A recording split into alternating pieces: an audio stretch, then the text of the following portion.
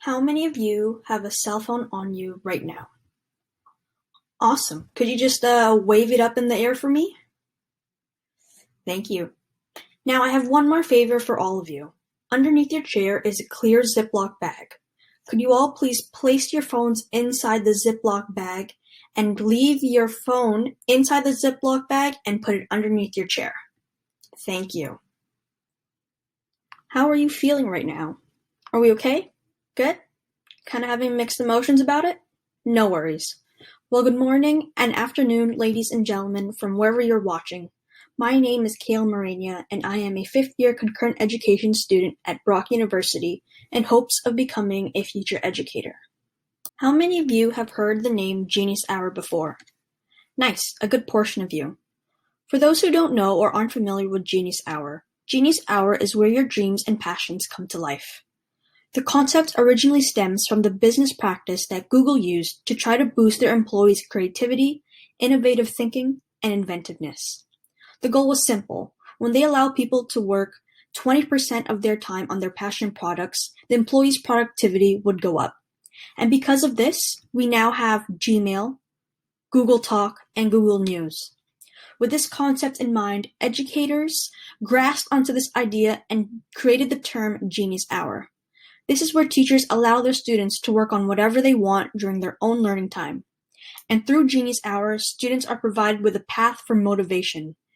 And that's because students finally have a say in what they're learning and they become much more engaged and confident through the entire learning process.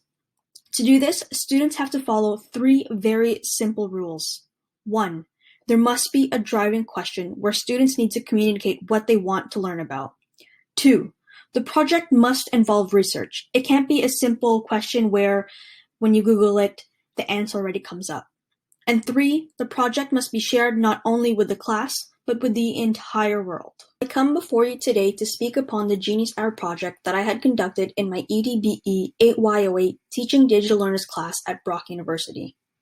When I was originally presented with the task of coming up with a Genius Hour project, I at first was so overwhelmed with the numerous options and routes I could have taken. However, I for sure knew that whatever route I was to take, I wanted my project to be meaningful. I wanted it to have an impact on someone's life, and I guess that's just the educator in me. So I decided that I wanted to talk about mental health. I have taken a couple courses already on mental health and children, and that has always interested me. As a result, when it was finally time to decide on a Genius Hour question, I chose, how can I educate parents, guardians, and students on the effects that social media and technology has on their mental health? I found that there were numerous research already done that showed a correlation between adolescents' mental health and social media and technology. However, there really wasn't anything that addressed it. Therefore, with the spark and desire I had for wanting my project to be impactful, I began my research. Each week, I did my research on the topic of mental health, technology, how the two relate to each other, and possible solutions to address this. And at the end of this Genius Hour journey, I was to create an infographic that can be posted in schools and all over social media that was to shed light on this topic and to educate others. And throughout the 5 weeks, I have documented my entire journey all on a blog called Learn with Teacher K, where each week I gave updates on the progress that I've made. It is with great pleasure for me to present to you my Genius Hour project. However, along with this pleasure, I also come to you with a heavy heart.